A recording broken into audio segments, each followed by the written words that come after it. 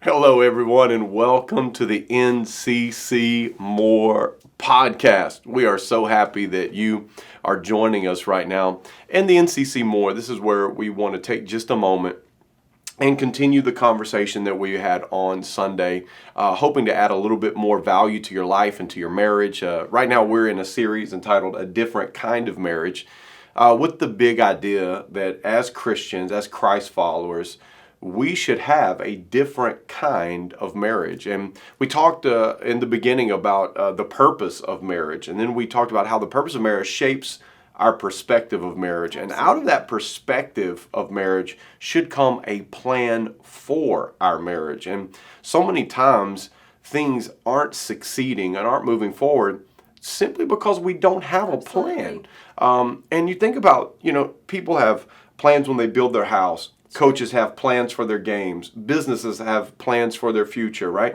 And if we have plans for all of these things, then surely we should have a plan for our life and a plan for our marriage. And so we're talking about the importance of that, to have a plan to see our marriages move forward and become everything that God created them to be. Absolutely. And so we're talking about plans, and these are kind of unique to different marriages. Our purpose as Christians is the same across the board. It's to build God's kingdom and to give Him glory. We have missional marriages because we are missional people. We have a common perspective. It's forward-looking. It's future-looking through the lens of our Savior, Jesus Christ, and His love for the world. But when it comes to plans, our marriages may look very different because we are different people. And we don't want to build a marriage that pleases somebody else or that looks like someone else's just because. We want to build a marriage that we want to live in. Yes, there's right and wrong, but there's also a lot of preference and opinion. And planning is where we work those things out. And so we talked about needing a plan in a few different areas, needing a plan for our faith individually, then needing a plan for our family, needing a plan for our future, kind of where we're going, needing a plan for our finances, because if you plan for the future but you don't plan your finances, you're probably not going to get there. That's right. Having a plan for our fights. For our fights, yes, because as you work through these other things, there will inevitably be conflict, and conflict isn't a bad thing. That's exactly right. At all. Yeah. And then having a plan for our fun. Yeah. So there's lots of different plans we need, but if I'm sitting here, Philip, and I have not ever gone through this process, well, where do I need to start? Well, I think that's a great point, because sometimes when you start talking about plans, people can be like, oh man, I don't like plans. I hate plans, right? Like I like being spontaneous and I just like going with the flow. But the truth of it is that we need to have some foundational plans in our life. And so if you say, okay, all right, I know I need to have a plan, but I'm not really good at making plans. We don't have a plan. Where do you start? Because we start going in all of these areas, and it can feel overwhelming. But it doesn't need to feel overwhelming, right? It doesn't need to be overwhelming. So where do you start? And we've been talking about what does that look like? What does it look like if you don't have a plan? And we just said, the first thing that you need to plan for is to have a weekly time where you communicate about your marriage. Absolutely. Something that we started a long time ago, our Sunday night meeting, right? Our Sunday night meeting was the time that we set aside. We were going to come together and we were going to talk about our relationship. We were going to talk about our conflict. Yes. We were going to talk about our finances. We were going to talk about certain things during this time on Sunday night. Right. And that we knew that we were going to have a time where the sole purpose of this time was to communicate about our life, where it was now, and then also where it was going. Absolutely, and I think that that's something that's really important especially if you came from a family culture where conflict wasn't a good thing. If you will set aside that time during the week to have those conversations, it won't feel as jarring to you because it will be the appropriate time to have those conversations. So I might say, okay, Sunday nights we're going to meet. It's very important that you have a place and then that you have kind of maybe a time limit. Yeah. Because if it's just open-ended, that can feel a little bit overwhelming. That's To right. say, okay, we haven't done this before, so what we're going to do is we're going to meet on Sunday nights, and we're going to meet for 30 minutes. And that's all that we're going to give it right now. Yeah. And we're going to see how that goes, and then we're going to move forward. And these are the things that we're going to discuss. So kind of having an agenda that we know coming in. And this sounds really corporate, but really when we decided to get married, we really decided that we were going to build together. Yeah. And we were going to treat our marriage more like D's Incorporated. Yeah. Than like some type of Harlequin novel. Right. Right? Yeah. We were going to build something that lasted together. Yeah. And I think sometimes we can shy away from these things because it doesn't sound romantic. That's good. But a great foundation is a great foundation for everything, including romance, including, all of those different things, including affection. When we have a good foundation, it makes everything safer and better. Yeah. And something that I've learned about the planning process is you really have to start learning to be vulnerable. Yeah. And that pays off in every area of your marriage. Yeah, and when you talk about that Sunday night, like you say, well, what do you talk about Right. during that time? Yeah. I think it starts with what questions do you ask? Absolutely. I was just talking to a father just yesterday after the service, and he was talking about, and we were talking about our prayer time and our kids pray. You had mentioned that, and our kids pray, and we pray with our kids. And they said, I can't get my kid to pray. Like, I pray for my kid, but I can't get my kid to pray. And they said, how do you get your kid to pray? And I said, well, it's about asking the right questions. Right. So you ask your kid the question, hey, what's one thing that happened today that you're thankful for, right? And so they say, oh, I'm thankful for this. And you say, what's one thing that you want God to do tomorrow or for somebody? And they say that. And so then you say, okay, we're going to thank God for this, and then we're going to pray for that, right? And so now they've got the thing. I think it's the same way in the Sunday night meeting. So true, babe. It's like, I don't know what to say to my spouse. Okay, well, we've got these scheduled questions, right, that we ask, and that's how we started. That is how we we started with a list of questions that Right. said, is there anything that I did this week that annoyed you?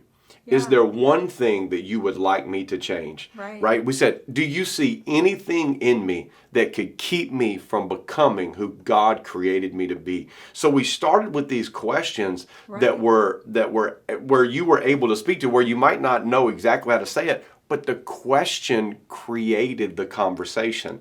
And so I think that coming into that meeting with the right questions is really the key to having an effective meeting. I think it really is. Now, we started with those questions after 7 years of dating and being together. Yeah. And I think we had a really strong shared sense of trust Right. to be able to ask those questions. That may not be where you start. Yeah. Maybe you want to start with some really practical things. What do you have going on this week? Yeah. What's your schedule look like? Right. Just planning ahead and looking at each other's schedules often will avoid conflicts Yeah. because now you kind of have an expectation set for the week. So what's your schedule look like? Maybe checking your bank balances together and just kind of going, hey, this is where we're at. How are we doing? That's a good way to start that conversation Yeah. about finances. Maybe you only do that monthly, maybe you do it weekly, but just kind of starting that touch point about finances. But maybe you ask something that is a little bit more of a softball question.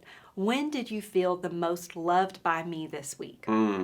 That's a great question to ask, and it's going to teach you a lot Yeah. about what your spouse values. Yeah. That was something in our marriage that I had to learn. Philip feels the most loved whenever I do practical things for him. Acts of service. Acts of service all the way. Love language, I remember yes. one time when he was still coaching, he had this horrible habit of just throwing empty bottles into the back of his truck. And I hated it. It It's just water annoyed bottles, me. not beer bottles. Let's just say that. It's water bottles. I'm coaching out there. It was hot in August. Yes, it's true. It's water bottles, Gatorade bottles, all kinds of bottles were in the back of his truck. And it annoyed me to no end. And so one day I had to drive his truck for some reason. And I looked in the back and I thought, there's all those bottles. You know what I'm going to do? I'm going to clean those bottles out and I'm going to throw them away. And I did it because I was mad. So I went in the house, and a few hours later, he came in and goes, babe, You're the best. And he gave me this big hug, and I'm going, what is going on? He's like, you cleaned out my car for me. That was so sweet. You love me. And I was like, yeah, I love you. That's why I did that. Not because I was annoyed. But that's the way that he feels loved. And when we ask those kinds of questions, we can find out a lot about our spouse. And if we ask it weekly, we also are reminding ourselves to be grateful and to be thankful. That might be a question. Then you might graduate on to adding this question. When did you feel the least loved by me? Or when did you feel like I didn't care about you? Was there a time during this week that you felt dismissed or not cared for? And they may be able to say something that you didn't even realize. Yeah, well, you left for work and you didn't even kiss me. Or I was leaving for work and you didn't even say bye. And you go, oh, well, in my family that we didn't talk in the mornings. Yeah. Oh, I'm so sorry. And you can make that adjustment easily without it causing some type of big explosive thing. So that's the value of having that Sunday night meeting where you have a scheduled time to start asking some questions and start going over some practical things in your life. There's another thing that you can do just to really initiate conversation, and that is when we just talked about acts of service. That comes from the 5 love languages, the book, and you can read through that book, and you can take that test, and you can create conversation out of those love languages. Absolutely. And because your love language is words of affirmation. Yeah. On my love language, the words of affirmation, it scored a 0. It didn't even get 1 point. 0. Words of affirmation, it means nothing to me, but it means everything to you. So I'm cleaning out your car and you're not even noticing.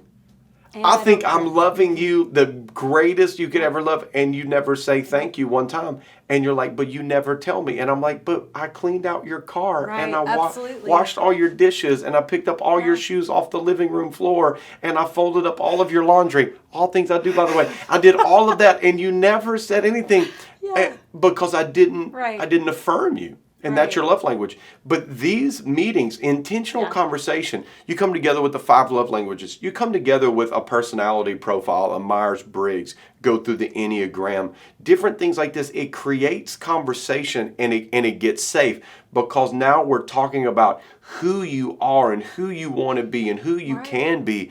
And that's an easy way to create conversation about, oh, I didn't realize that about. Is that how you think? Because I read your profile, like your personality, is this really you? And it's like, yeah, that is really me. And I'm like, wow, okay, now things are starting to make sense. That's going to allow me to serve you better and to love you better. But it comes out of that intentional moment of conversation. Absolutely. And I think another thing with that is it becomes a way for me to understand how you communicate. And communication is everything in relationships. We have to realize that we cannot read each other's minds. And so what we communicate is so incredibly, incredibly key to our success as a marriage. And all of those tools are really important to help us grow. Where they become toxic and problematic is when they become excuses for our behavior.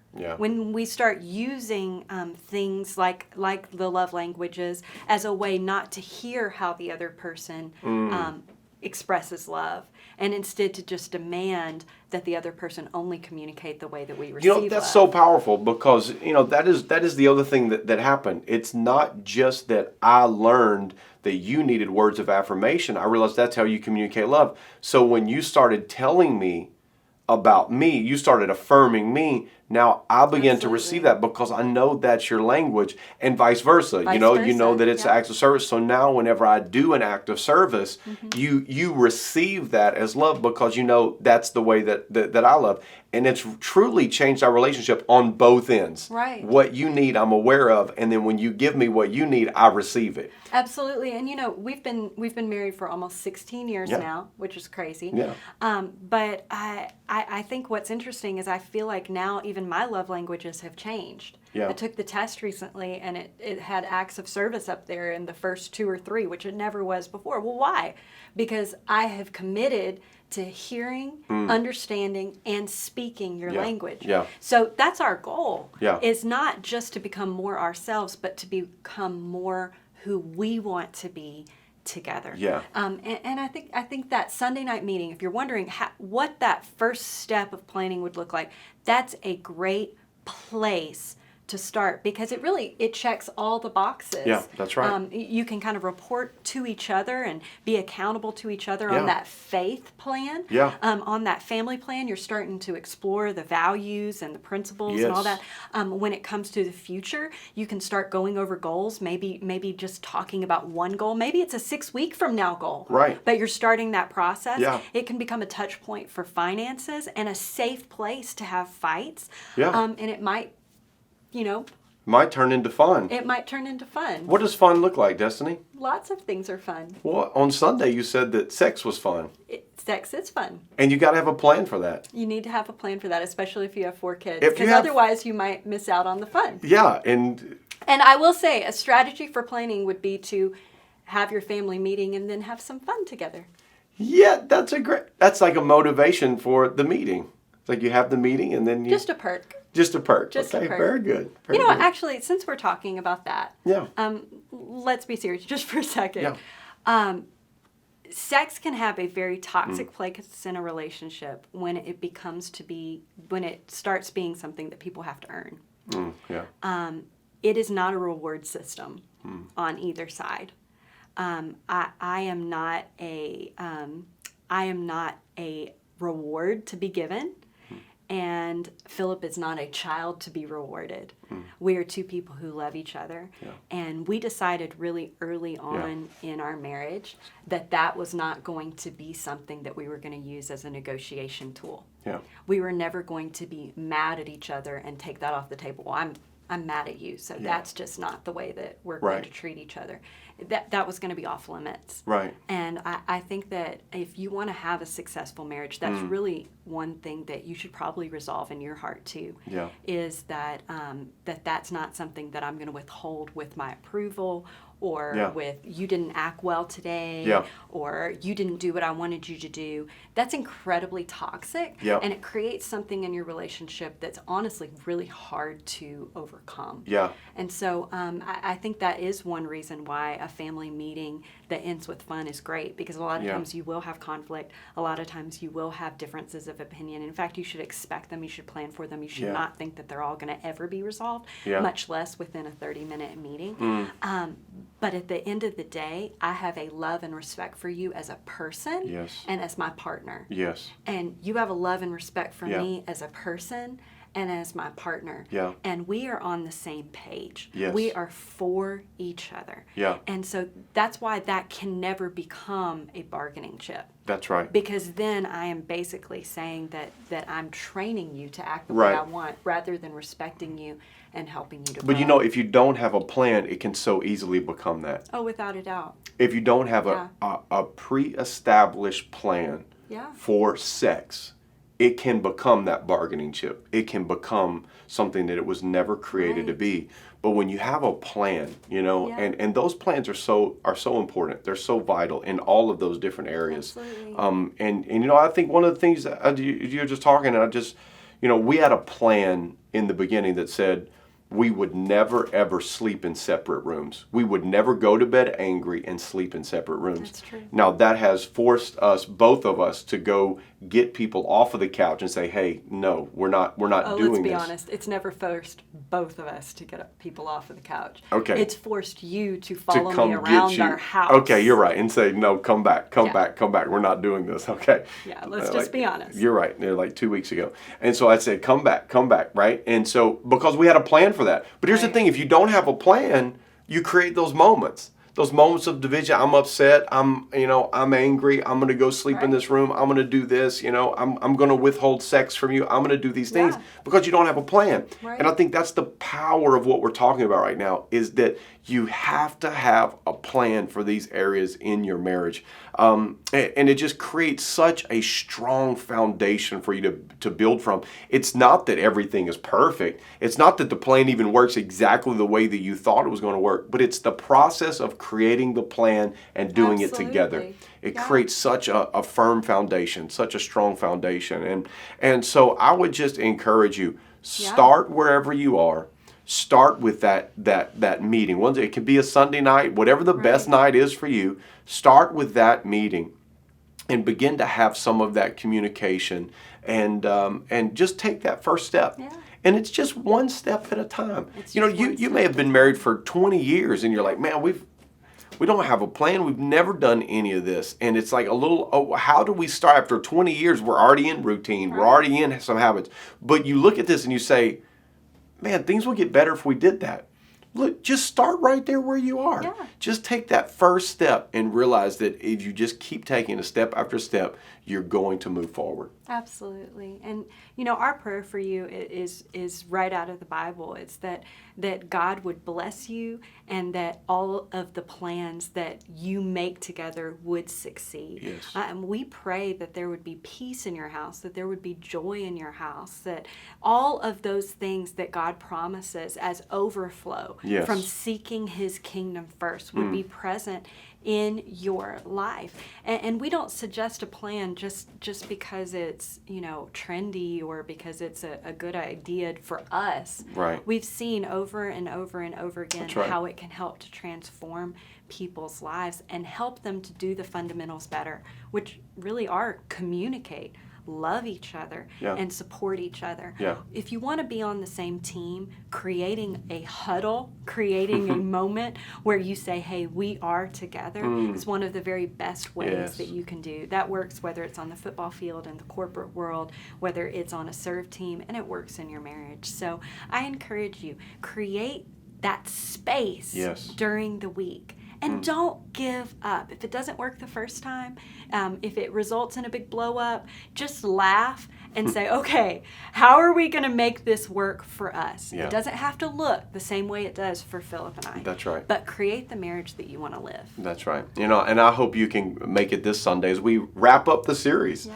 And we're going to be talking about the practice of marriage. And it's you got the plans, but those plans need practice. They do. And so we're going to be talking about that this Sunday. Hopefully you can join us 9:30 and 11:15 as we finish up our series, A Different Kind of Marriage.